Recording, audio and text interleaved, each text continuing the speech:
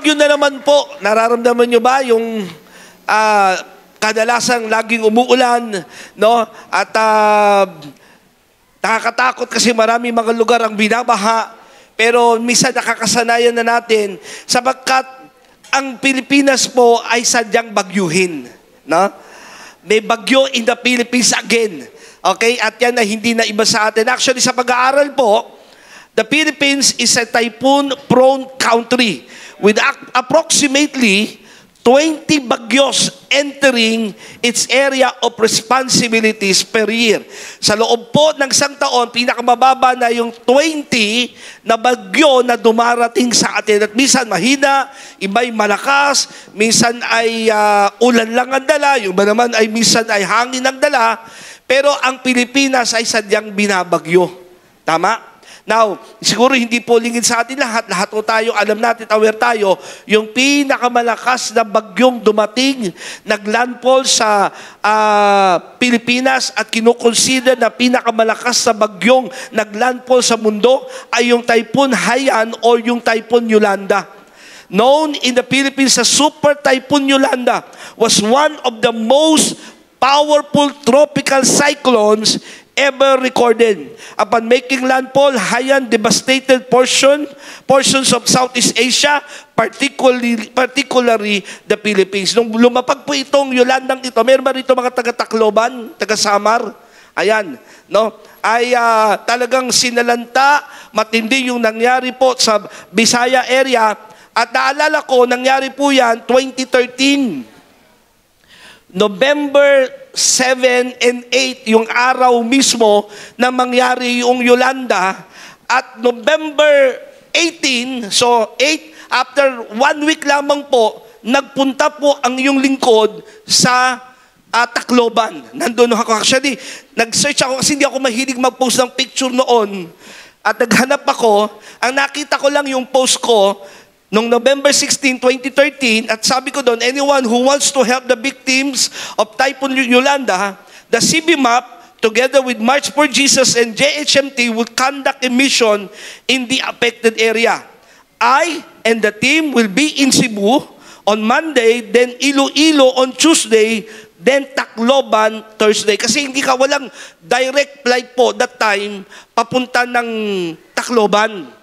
So ang ginawa ho namin, pumunta muna kami ng Cebu, then sasakay kami ng speedboat papunta ng Iloilo, then diretso ng Tacloban. So sabi ko po doon, Thursday, contact me through Facebook, let us all be part of the healing of our nation. And God bless. Naranasan ko po, yung isang linggo pa lamang, no, siguro mga ilang araw, 9 days o 10 days, pagtapos ng Yolanda, nandun po mismo ko, doon sa areang tinamaan ng matinding bagyo, at nakita ko po mismo yung matinding nangyari. No, nakita ko po yung mga picture na tulad nito, nagkakagulo ang mga tao. That time, 4 lang ho kaming bishop na nagpunta. 4 lang kami. Puro kami mga lalaki.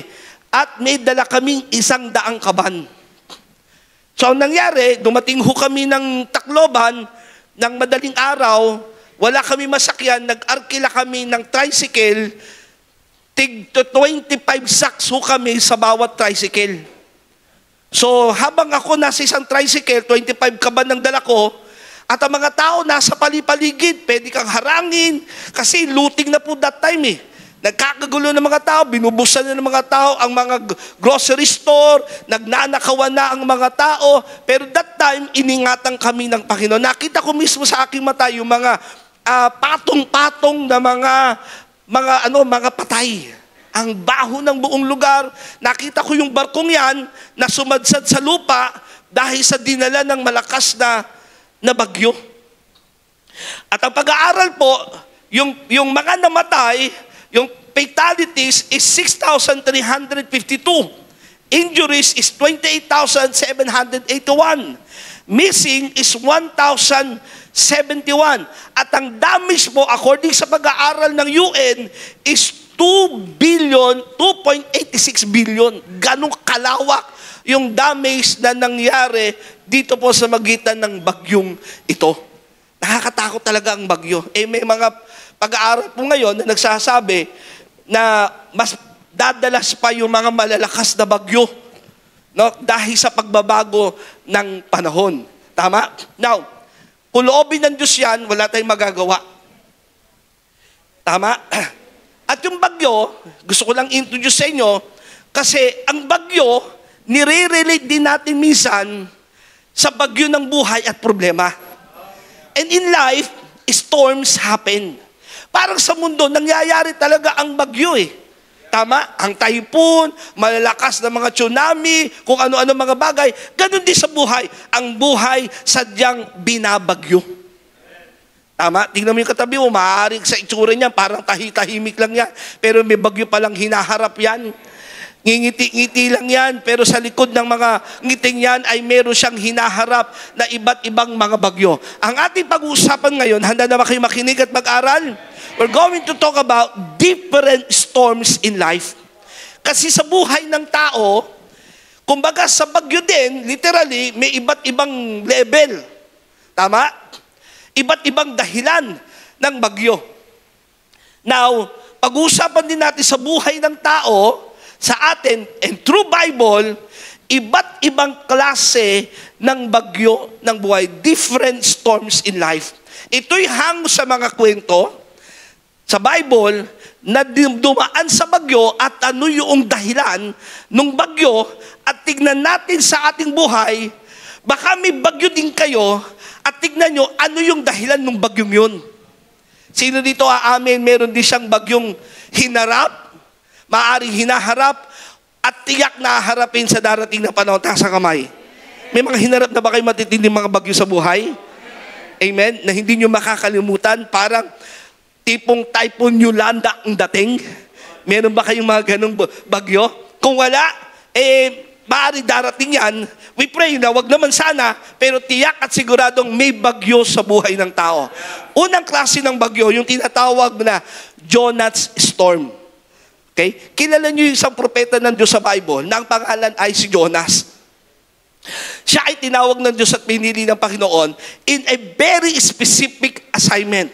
At ito ang sabi ng Bible sa Jonas chapter 1, verse 1 to verse 3. Isang araw, sinabi sa kanya ni Yahweh, pumunta ka sa Ninibe na isang malaking lungsod at sabihin mo sa mga taga roon na umabot na sa aking kalaman ang kanilang kasalanan. Sa halip na sumunod, sabi nga natin, sabihin sa halip na sumunod. Ayan, ito na yung problema eh. May malinaw na instruction, instead na mag-obey, ipinasya ni Jonas na takasan si Yahweh. Nagtungo siya sa Jopa at doon ay nakatagpo ng isang barkong patungong Tarsis. Sabi nga natin, sabihin nakakita ng barko. Tandaan nyo ito, there is always a ship that is waiting for you that will depart for you or aalisin ka doon sa calling ng Diyos sa'yo. Nanya kayo? Pagkatapos magbayad ng pamasahe, sumakay siya sa barko upang maglakbay. Kasama na iba pang mga pasahero patungong Tarsis. Sa ganitong paraan ay inakala niyang makakatakas siya kay Yahweh. So according sa mga talatang ito, si Jonah na lingkod ng Diyos, nakakarinig sa Panginoon. At ang sabi ng Diyos sa kanya, Jonah, abot na sa akin ang kasalanan ng Ninibe, pumunta ka doon at mangaral. Instead na sumunod si Jonah, doon papuntang Ninibe, pumunta siyang Tarsis. Ibig sabihin, dapat pakanan siya, kumaliwa siya. Ito yung dahilan. Sumunod na talata, bakit nagkaroon ng bagyo? Jonas chapter 1 verse 4. Ngunit, nang sila'y nasa laot na, ano sabi yan? Sabay-sabay basahin, 1, 2, 3, go.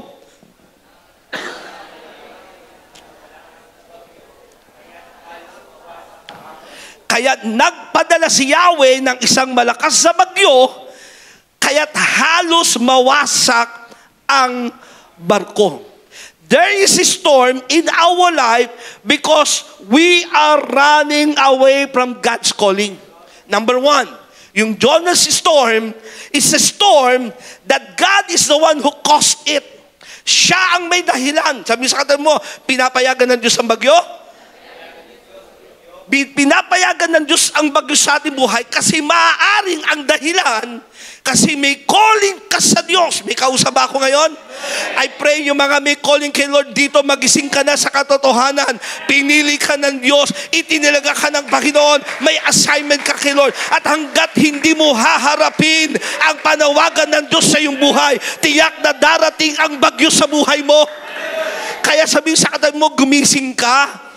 Bumangon ka, huwag kang pumunta doon palayo sa calling mo.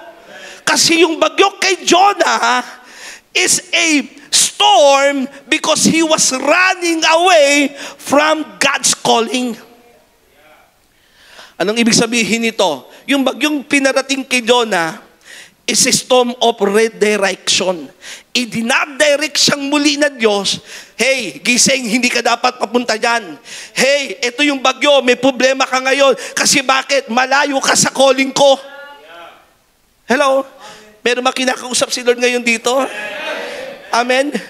I believe marami sa atin na nandito, alam mo ang tawag mo kay Lord, alam mo yung supposed to be na ginagawa mo kay Lord, pero ikaw ay nagmamaang-maangang, ikaw ay sumakay sa isang barko na palayo sa calling ng Panginoon. And listen to this, there is always a ship waiting for you or waiting for us to take us away from our calling. Lagi may maghihintay sa'yo. Sana huwag kang lumayo sa panawagan ng Diyos sa buhay mo. Kasi may bagyong darating at ang dahilan, malayo ka sa calling ni Lord. Kaya tiyakin natin. Pwede bang sikuhin mo yung katabi mo, sabihin mo sa kanya, tiyakin mo kapatid, nasa kalooban ka ng Panginoon. Kasi papayagan ng Diyos ang bagyo. Ito ay storm of redirection ni Lord. Na anak, wala ka sa linya ng tawag mo ngayon. Hello?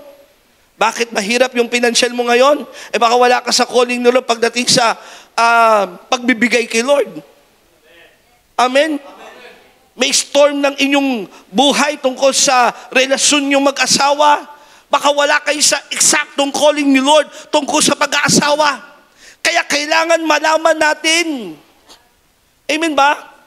We Christians are called to stay away in sin, but we are also called to stay in His will. Tinawag tayo ng Diyos na lumayo sa kasalanan, pero tinawag din tayo ng Diyos manatili sa Kanyang kalooban.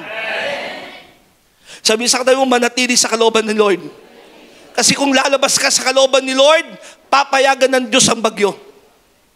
At marami na akong nakita na mga tao, maging mga lingkod ng Diyos, na lumayo sa calling ng Panginoon, binagyo sila. You can justify your reason, bakit ginagawa mo at palayo ka sa calling mo. Pero hindi mo maikakaila, may bagyo. At yung bagyo na yun ay panawagan sa iyong bumalik ka sa tawag mo. Anong sabi ko? Pwede ka mga tuwiran eh. Keso, dapat unahin ko muna ito, keso dapat di ko pa masyadong alam yung gagawin kong yan. Totoo lang, lahat ng lumakas sa tawag ng Diyos, lahat ng sumunod sa panawagan ng Panginoon, karamihan po, kung hindi po lahat, hindi namin alam kung saan kami dadali ng pagsunod. Kanya kayo? Ang mahalaga, sabi mo sa katabi mo, sumunod. Kasi pag hindi ka sumunod, tulad ni Jonah, binagyo siya. Nandiyan kayo? Kaya sabi mo din sa katabi mo, kapatid, tiyakin mo, o tiyakin natin, nasa kalooban tayo ni Lord. Jonah's storm is a storm of redirection because he is out of the calling of God in his life. Pangalawang bagyo na malalaman natin sa Bible is yung tinatawag na Jesus storm. Alam niyo ito? Si Jesus man ay nakaranas din ng bagyo. Basahin natin sa Bible, sa Mark chapter 4, verse 35 to the following verses. Kinagabihay, sinabi ni Jesus sa mga alagad, tumawid tayo sa ibayo. Kaya't iniwan nila ang mga tao at sumakay sila sa bangkang sinasakyan ni Jesus upang tumawid ng lawa. May iba pang mga bangkang nakisabay sa kanila. Habang naglalayag, inabot sila ng malakas na bagyo. Okay? Pansin nyo ba? Sino ang may gustong tumawid sila sa kabilang ibayo? Sino? Sino nag-utos sa kanila? Si Jesus. Pero sa kabila ng sumunod sila sa gusto ni Lord, inabot sila ng malakas na bagyo. Kaya't ang bangkang sinasakyan nila ay hinampas ng malalaking alon at ito'y halos mapuno na ng tubig. Verse 38 to 39, si Jesus ay natutulog noon sa may hulihan ng bangka. Hallelujah. Sabay-sabay nga natin sabihin, si Jesus ay natutulog. Pwede pala, nasa gitna ng pagsubok at suliranin ng bagyo ng buhay, ay pwedeng matulog. Parang wala akong kausap ngayon na. Amen. Ginising siya ng mga alagad, sinabi, Guro, baliwala ba sa inyo kung mapahamak kami?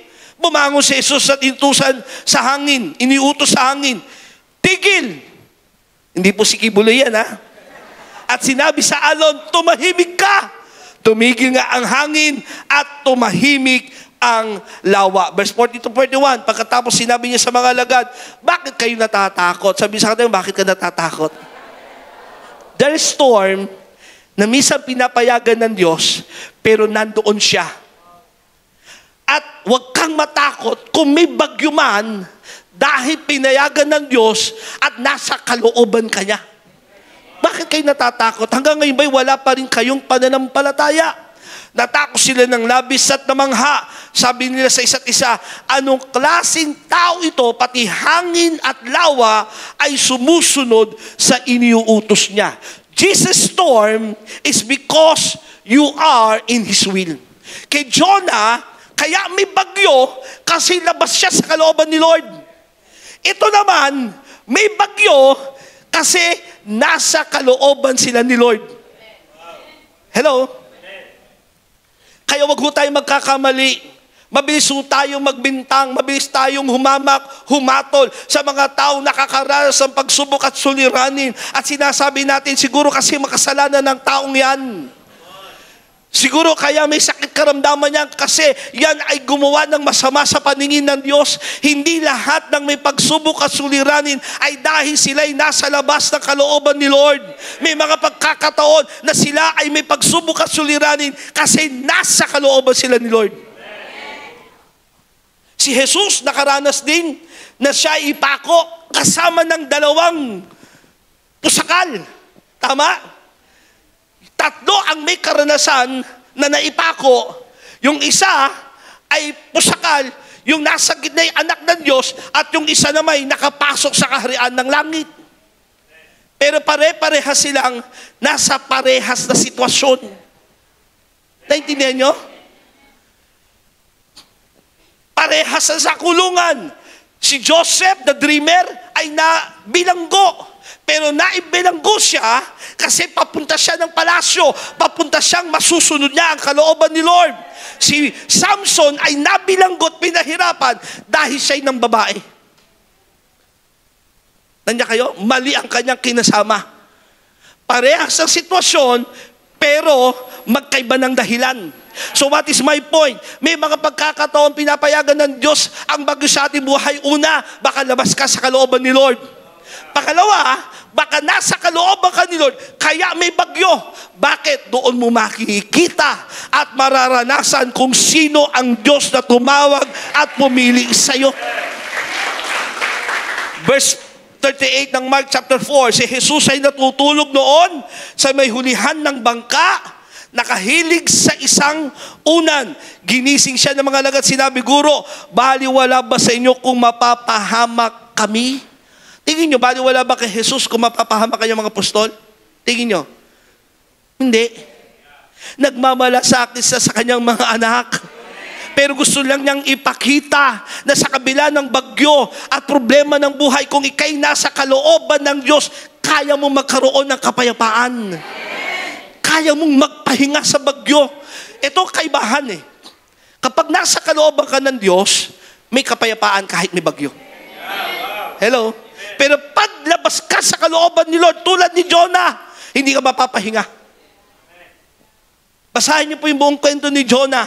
Sa Bible, maraming mga naaksaya na itapon nila yung mga kargamento Nagkaroon sila ng matinding takot. Hindi nila alam anong dahilan. Tumawag sila kung kani-kaninong Diyos. Pero hindi nag-i-stop ang bagyo. Bakit? Meron silang kasamang nandoon na nasa labas ng kalooban ni Lord. Ito nakakatakot. Ito nakakalungkot. Tingay lahat sa akin. Minsan may nadadamay. Hello?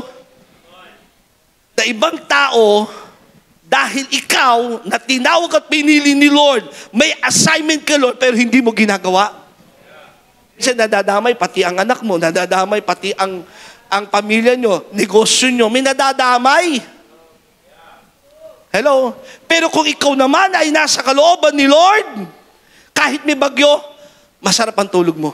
Naranasan nyo ba yung may bagyo ka pero alam mong you are doing the will of God, humihilig ka ng gabi, nakakakain ka ng masarap, kahit simple lang ang yung pagkain pero masagana kang kumain, masarap kang kumain.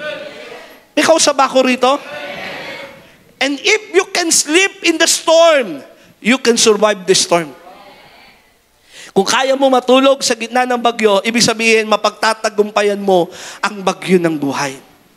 Kasi bakit? Alam mo, ginagawa mo yung kalooban ni Lord eh. Mahihirapan ka lang namang mapahinga, mahihirapan ka lamang mapirme. Hello, mapupuno ka ng takot at pag-aalala kasi bakit? Alam mo, yung bagyo ay dahilan, consequence ng paglayo mo sa kalooban ni Lord. Kaya may panawagan din ngayong oras na ito sa inyo. Maaari dumadanas ka ng bagyo ng buhay. Maaari may dumarating na problema sa iyong buhay at hindi tinatan mo, Lord, ano bang dahilan ng mga bagay na ito? Bakit mo pinayagan ito? Baka ito ay redirection ni Lord sa iyo na bumalik ka sa calling mo. Bumalik ka sa tamang landas ng tawag ng Diyos sa buhay mo. Amen ba? Titigan mo nga yung katabi mo, sabi mo, bakit may bagyo ka? Bakit may problema ka? Baka malayo ka sa kalooban ni Lord. Amen.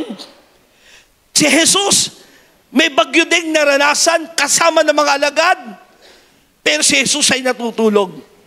Listen to me, if you know you are in the will of God, Hebrews chapter 4 verse 11, let us labor therefore to enter into that rest, lest any man fall after the same example of unbelief.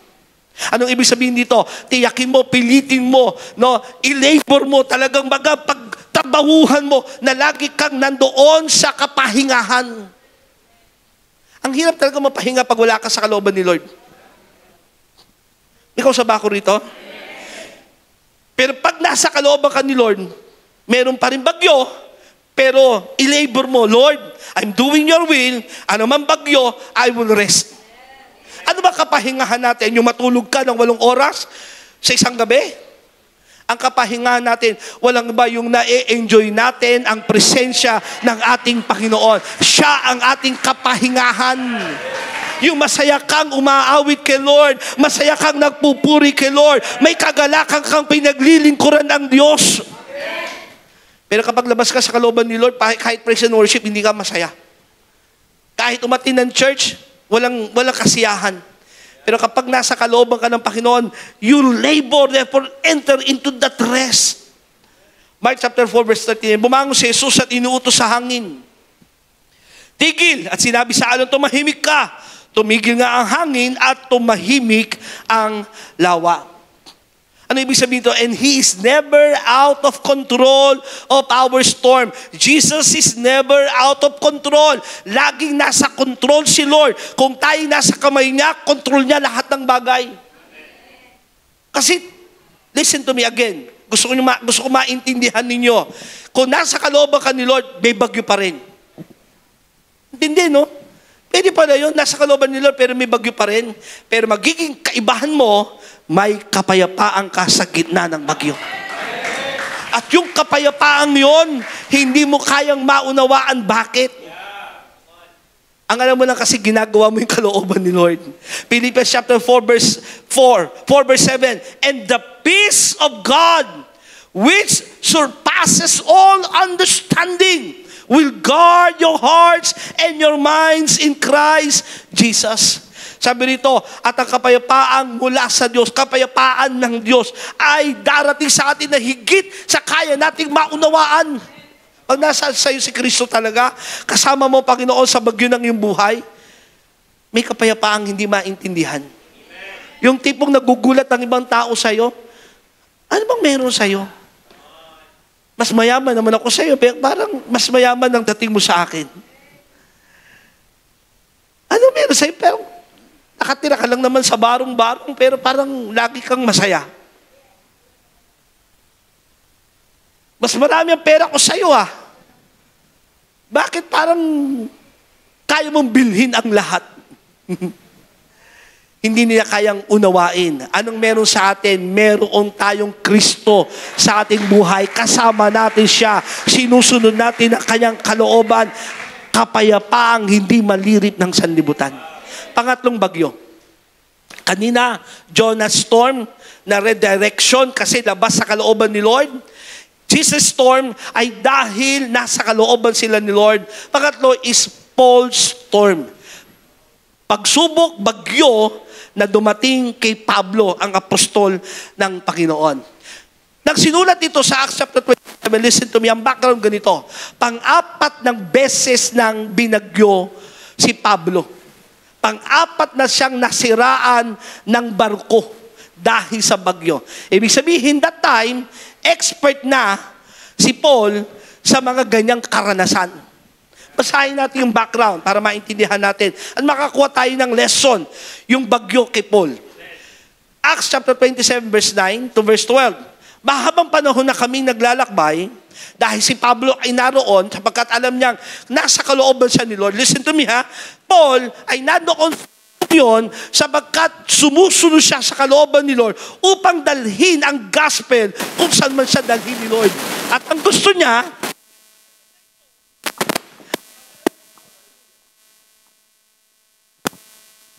ang kanyang puso, maidala niya ang gospel hanggang sa Roma o saan man siya dalhin ng Panginoon. So nandun siya sa barkong yon, mahabang panahon na kami naglalakbay, mapanganib na ang magpatuloy dahil sa nakaraan ng araw ng pag-aayuno. Kaya't pinagpayuhan sila ni Pablo. Sabay-sabay nga natin sabihin, pinagpayuhan sila ni Pablo. Anong ibig sabihin? May counseling na sinabi si Pablo. Okay?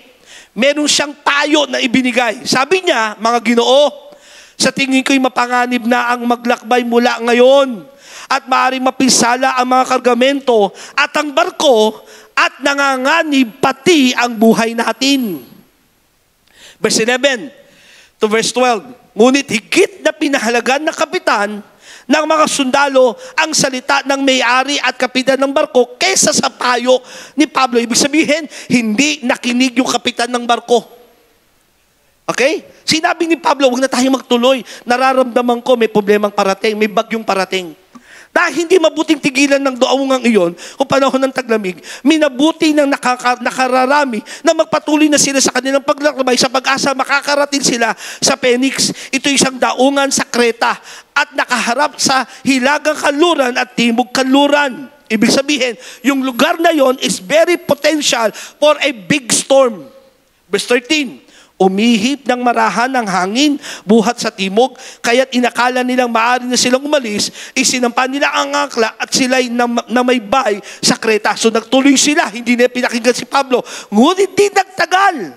Sabi nga natin hindi tatagal.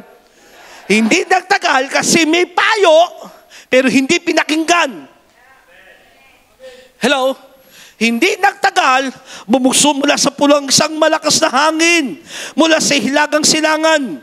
Hinampas nito ang barko at dahil hindi makasalungat, nagpatangay na lamang kami sa hangin.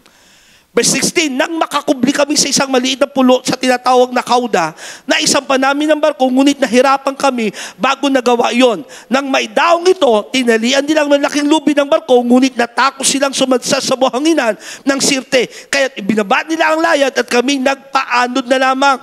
Patuloy na lumakas ang bagyo. Sabay-sabay natin sabihin, patuloy na lumakas.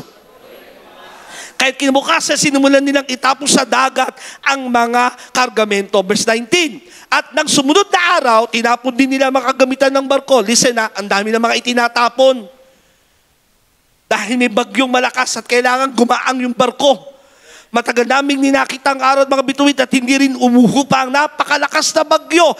Kaya't nawala na kami ng pag-asang makakaligtas pa. Paul's storm, kanina, Jonah's storm, is because Jonah is out of the will of God. Jesus' storm is because they are in the will of God.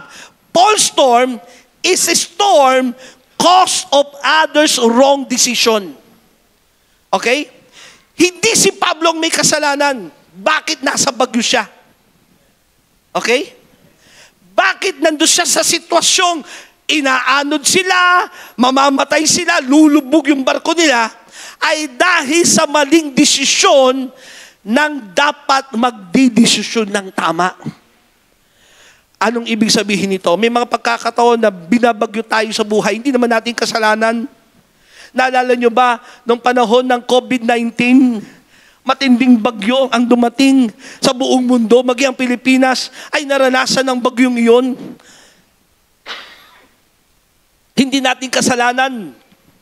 Amen. Maraming negosyo ang pinasara ng gobyerno. Pina-stop. Nawalan ng maraming mga tao ng trabaho. Hello? Ito yung bagyo na kung saan hindi mo kasalanan, pero apektado ka dahil sa desisyon ng iba. Hello? Asawa mo yung nagdesisyon, pero kayo mag-iina ang nadadamay. Hello? Nandiyan kayo? Yung boss mo ang nagdesisyon, may-ari ng negosyo nyo, kayo nawalan ng trabaho. Hello? Verse 10.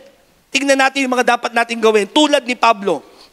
27 ng Acts, verse 10. Sabi niya, mga Ginoo, sa tingin ko'y mapanganib na ang maglakbay mula ngayon at maaari mapinsala ang mga kargamento at ang barko at nanganganib pati ang buhay natin. Ibig sabihin ganito, kapag tayo nakakakita ng bagyo na parating dahil sa magiging maling desisyon ng iba, you have to have a knowledge and wisdom to see ahead sa problema. Hello? Kailangan marunong kang mag-discern para magbigay ka ng payo. Maaari yan ay para sa iyong asawa. Daddy o mami, mukhang mali ang desisyon mong gagawin iyan. Mag-a-abroad ka, mapapalayo ka sa amin. Nananalangin ako kay Lord, na huwag mong gawin yan. At sabi ni Lord sa akin, hindi yan kalooban ni Lord. Kailangan kang magsalita. Hindi niya kayo? Proverbs 22 verse 3, a sensible person sees danger and takes cover, but the experienced keep going and are punished. Yung sensible person na nakikita na yung danger na parating at iniiwasan niya na ito. Kasi mayroong isang bagyo na hindi ikaw may dahilan, pero dahilan ng maling desisyon ng iba. Anong kailangan mong gawin? Mag-discern. Hello? May maling desisyon gagawin ng iyong anak, nakikita mo na magsalita ka.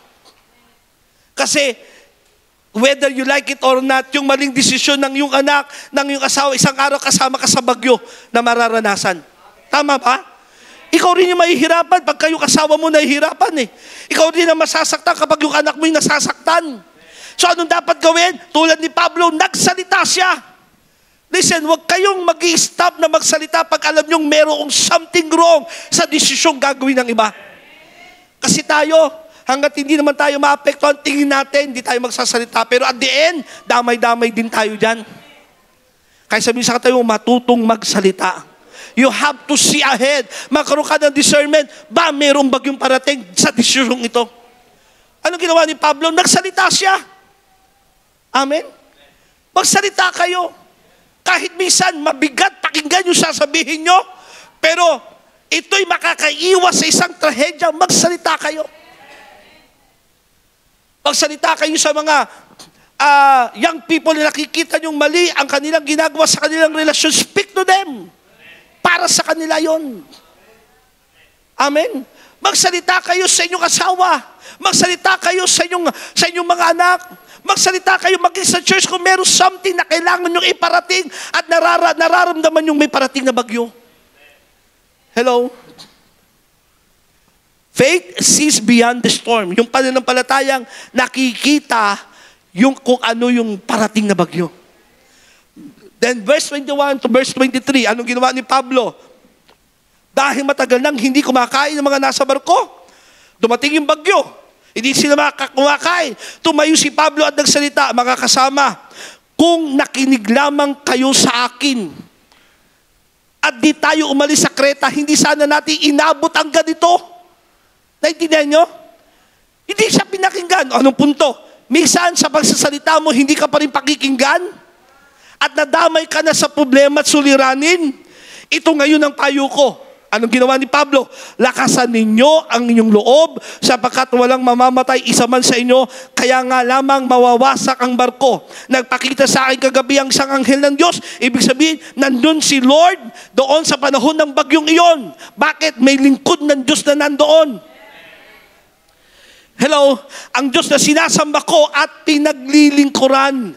Ibig sabihin, nung panahon na meron ng bagyo, wala nang magawa si Pablo kasi hindi siya magdidesisyon ng bagay na yun eh. Nagpayo siya, ngunit hindi siya pinakinggan. Hello? So you have to face the consequences. Harapin na kung ano yung sitwasyon. Hindi mo na matatakbuhan, nandyan na eh. Hello? Marami pagkakataon sa bagyo ng ating buhay, nagdededma-dedmahan tayo, na consequence na yung hinaharap nyo. Dahil may maling desisyon. Hello? Kaya minsan hindi rin malutas. Hindi natin magawa ng paraan sapagkat nagmamaang-maangan ka na may bagyo na.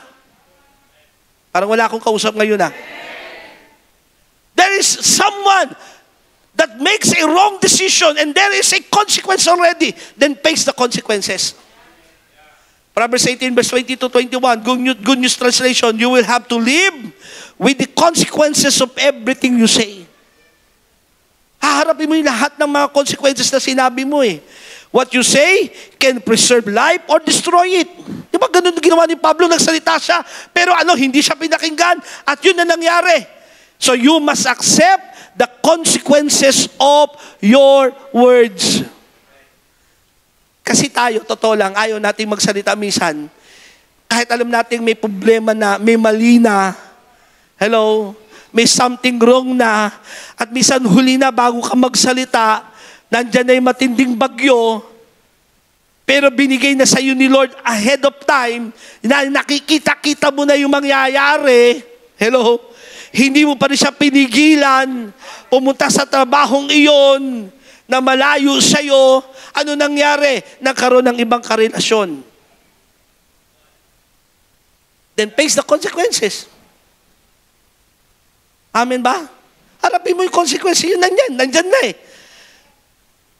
Nagpayo ka pero hindi ka pinakinggan. Verse 24 to 26. Sinabi niya sa akin, huwag kang matakot, Pablo. Sabi ng Diyos na nagpakita kay Pablo, dapat kang humarap sa emperador, alang-alang sa iyo ililigtas ng Diyos ang lahat ng mga kasama mong maglalakbay. Listen to me. Kung meron mang may dahilan ng bagyo sa inyong buhay at hindi ikaw yung dahilan, as long na nandiyan ka nananampalataya sa Diyos, hanggat nandiyan kang kumakapit sa Panginoon, matatapos ang bagyong yan. Kaya kapatid, ikaw na siyang tinitignan ng Diyos sa iyong pamilya. Huwag kang bibigay, huwag kang lalayo sa Kanya. Patuloy kang manampalataya sa Panginoon. Maliban ng desisyon ng mga mahal mo sa buhay at nagresulta na nadamay kayong buong pamilya, ang mahalaga nandiyan ka pa rin. Nandiyan kayo? Sabi sa kanila, nandiyan ka pa rin ba? Si Pablo sabi niya, huwag kayo matakot, huwag kayo mag-alala, sapagkat ako nandito, may dahilan ako bakit ako nandito. May utos ang Diyos sa akin at mangyayari yung pinagagawa ng Diyos sa akin. Kaya tibayan ninyo ang inyong loob. Mga kasama, nananalig ako sa Diyos na mangyayari ang lahat ayon sa sinabi niya sa akin. Kaya lamang may consequence. Mapapadpad tayo sa isang pulo. Face the consequences, pero strengthen yourself and others. Palakasin mo pa rin sarili mo. May tawag ako kay Lord. Maliman na desisyon ng aking asawa, pero mananampalataya pa rin ako sa iyo, Panginoon. At alam ko may consequence ito, Lord. Pero Lord, nandito ako sa iyo, naniniwala ako sa iyo. May mangyayari pa rin maganda. Ikaw sa bako rito ngayon? So learn to encourage yourself sa kabila ng bagyo. Sabi sa katay mo, learn to encourage yourself. Kung may pagsubok suliranin ka man, palakasin mo pa rin ang sarili mo kay Lord. The more na tumitingin ka sa lakas ng hangin, sa bugso ng ulan, sa lakas ng bagyong dumarating sa iyong buhay at pinaparamdam mo o nararamdaman mo mga bagay na at doon ka nakapokus, lalo ka makakaroon ng takot. Anong tignan mo? Makita mong may gagawin ng Diyos. May consequence kasi bunga yon ng desisyon ng iba. Damay ka. Pero mahalaga, nandiyan ka. Sabi sa kadang mahalaga, nandiyan ka pa rin. Ikaw na mag-isa lamang nananampalataya sa inyong pamilya. May kausap ako rito, lalo yung mga kabataan, ikaw lamang ang Kristiyano sa iyong pamilya. Mali-mali ng desisyon ng iyong mga magulang, mali-mali ang desisyon ginagawa ng mahal mo sa buhay. Ang mahalaga na kay Lord ka pa rin. At dahil sa iyo, isang araw, 10 ng iyong mahal sa buhay, 10 ng iyong mga magulang, ng iyong mga kapatid, kamag-anak, ay kikilala kay Lord. Palakasin mo lang lagi ang sarili mo kay Lord. Kasi kung si Pablo bumigay, natakot na rin siya, sinisi niya ang iba. Kasi ang kulit mo, kapitan. Hindi yun ang ginawa niya eh. Sabi niya, hindi kayo sumunod sa akin, pero huwag kayo matakot. Nandito ako eh. Ganun yung faith niya sa tawag niya kay Lord. Hello? Nandun yung kanyang pananampalataya sa Diyos na may tawag sa kanya. Verse 34 to 34, nang mag-umaga, nang silang lahat ay hinimok ni Pablo upang kumain. Hinimok pa niyang kumain. 14 na araw na ngayon, kayo hindi kumakain dahil sa pagkabalisa at paghihintay. Listen to me. Tingnan niyo itong talatang ito. Kumain na kayo, kailangan niyo ito upang kayo makaligtas. Hindi maano ang sino man sa inyo. Pagkasabi nito, verse 35, so sabi niya, lumakas kayo. Pinalakas niya yung iba. Nandiyan kayo? Kasi resulta na eh. Wala na siyang choice. Sinabi niya pero disobey siya. Yung payo niya no effect. Pero sa kabila ng yon, pinalakas pa rin niya, hinimok niyang kumain. Ito yung maganda. Nung binasa ko ito, nagkaroon ako ng revelation sa talatang ito, verse 35. At pagkatapos nito, kumuha siya ng tinapay. Sa harapan ng lahat ay nagpasalamat sa Diyos. Pinagpirapiraso ang tinapay at kumain. Something familiar in this verse. Meron ba kayong naalala sa talatang yan? Hindi naintindihan ng iba yung ginagawa ni Pablo, pero he's doing something here. Consequence na, may bagyo na, hindi siyang may dahilan. Hinarap na niya ang pagsubok sulyanin, nagpalakas siya. At anong ginawa niya? Kumain kayo. At nung humawak siya ng tinapay, ipinagpasalamat niya sa Diyos, pinagputol-putol at ibinahagi sa iba. Very familiar kay Pablo ang kanyang ginagawa. Alam niyo kung anong ginagawa niya? Inaalala niya ang kamatayan ng Panginoong Hesus. Inaalala niya na si Jesus ay namatay sa krus ng Kalbaryo, na siyang naging dahilan bakit siya ngayon ay misyonaryo ng Diyos. Remember Jesus in the midst of your storm. Listen to me, remember Jesus in the midst of your storm.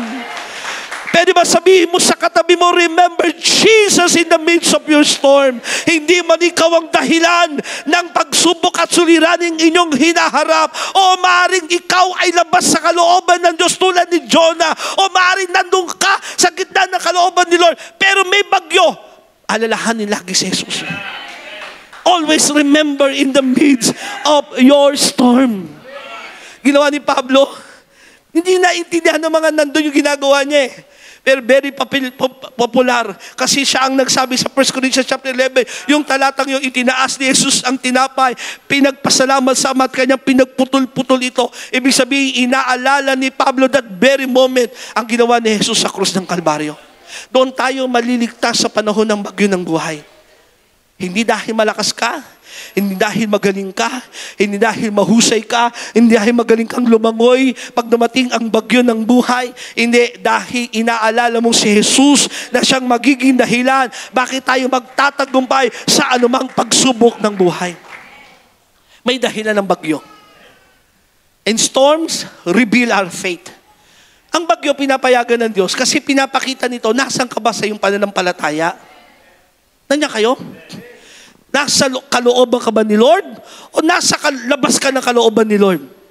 O resulta ba yan ng maling desisyon ng iba? Ang mahalaga, Hello? Manampalataya ka pa rin at kumapit sa ating Panginoong Hesus. Itong sabi ng huling talatang ating babasahin, Mateo 7:25. And the rain descended, and the floods came, and the winds blew, and beat upon that house, and it fell not.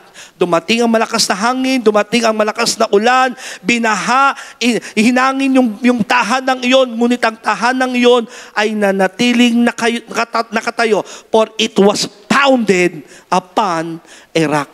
Tiyak na darating ang bagyo eh. Whether you like it or not, ang Pilipinas, whether we like it or not, bagyuhin tayo. Kahit anong gawin nating prayer, babagyuhin pa rin ang Pilipinas. Ganun din ang buhay ng Kristiyano. Whether you like it or not, may darating na bagyo. Ang mahalaga rito, kamusta ba ang pananampalataya mo kay Kristo sa panahon ng bagyo ng iyong buhay? It will reveal your faith. Kanino ka ba nakatayo? Sino ba ang pundasyon mo sa iyong buhay? At kung ang pundasyon mo sa buhay mo, nakala mo kaya ka magtatagumpay sa bagyo ng buhay dahil pera, matatalo ka. Dahil sa galing at husay mo, magkakamali ka, matatalo ka, dadaigin ka ng bagyo ng buhay. Pero kung si Jesus ang pundasyon mo, siyang batong buhay na hindi masisira, mananatili kang nakatayo. Inuuli ko, darating ang bagyo ng buhay. Pero anong dahilan? Yan ba ay dahil labas ka sa kalooban ni Lord tulad ni Jonah? O tulad ni Jesus kasama ng mga apostol, pinayagan ng Diyos ang bagyo dahil nasa kalooban sila ni Lord, pero nandun ang kapayapaan? O dahil ba yan sa maling desisyon ng iba? Panakasin mo sila, mahalaga nandyan ka, then alalahanin mo si Jesus sa gitna ng pagsubok ng inyong buhay. Tayong lahat ay tumayo. Hallelujah. Nang mabalitaan namin, ako personal, yung matinding bagyo na yon. Una, nandun yata ako sa sakyan na marinig ko yung malakas na bagyong parating. Una, wala lang, hindi ako apektado. Dahil bakit? Nasa Luzon tayo, Bisaya yung parating na bagyo. Tama? Pero nung makita ko yung resulta, narinig ko muna, napanood ko sa TV, at nang makita ko personal yung laki ng damage ng bagyo ng Yolanda, hindi ko mapigilan ang aking sarili. Alam ng Diyos, umiyak ako ng gusto. Umiyak ako. Nagkaroon ako ng matinding takot sa kayang gawin ng Diyos. Nalungkot ako sa mga churches kasi ang pinuntahan namin doon, mga simbahan. Pero nung nakakatuwa, pinuntahan kami doong simbahang wasak, bubong, lahat, walang natirang gamit. Pero sinalubong kaming nakangiti siya, niyakap kami. At sabi pa sa amin, kamusta ang biyahe niyo, Pastor? Yung mga tao sa kabila ng binabagyo, kaya pa rin ngumiti, kaya pa rin mga musta. Hello, hindi mo mahalata ang bagyo sa kanyang buhay. Sabi ko, Pastor, bakit? Ikaw pa yung sumalubong, ikaw pa yung malakas na parang walang nangyaring bagyo sa'yo. Alam mo sabi niya, puno ko rito. Sabi niya, bata pa ako, yung punong yan, nakita ko na. Nakasabay kong lumaki yung punong yan. Doon nakatayo sa tabi ng punong yon yung kanilang simbahan. Sabi niya, nakita ko yung puno niya mula bata ako at hanggang ngayon, ang laki ng bagyong dumating pero nandiyan pa rin siya nakatayo. Nagbigay ito ng pag-asa sa akin, sabi niya. Basta malalim ang ugat ng puno, kahit anong bagyo, mananatiling nakatayo. Storm tells us our faith. Gaano bang kalalim ang pananampalataya mo? Gaano bang kalalim ang paniniwala mo kay Kristo? Kasi tiyak darating ang bagyo. Dahil ba yan sa labas ka sa kalooban ni Lord? O kahit nasa kalooban ka ni Lord, darating pa rin ang bagyo, pero may kapayapaan? O yung dahil ba sa may mga tao sa paligid mo, naapektuhan ka ng mali nilang desisyon? Ang mahalaga, kanino ka ba nakakapit? Kanino ka ba nakatayo sa panahon ng bagyo ng iyong buhay? As we worship the Lord this very moment, I want you to close your eyes. At isipin mo, pagbulay-bulayan mo yung lahat ng pagsubok na dumating sa buhay mo. Anong dahilan? Ano ang naging cause ng bagyong yon? At kamusta ka sa gitna ng bagyo? Talk to God right now. Because storm will reveal your true faith. Gaano ka bang kalalim sa iyong pananampalataya sa Panginoon? Come on, let's worship Him.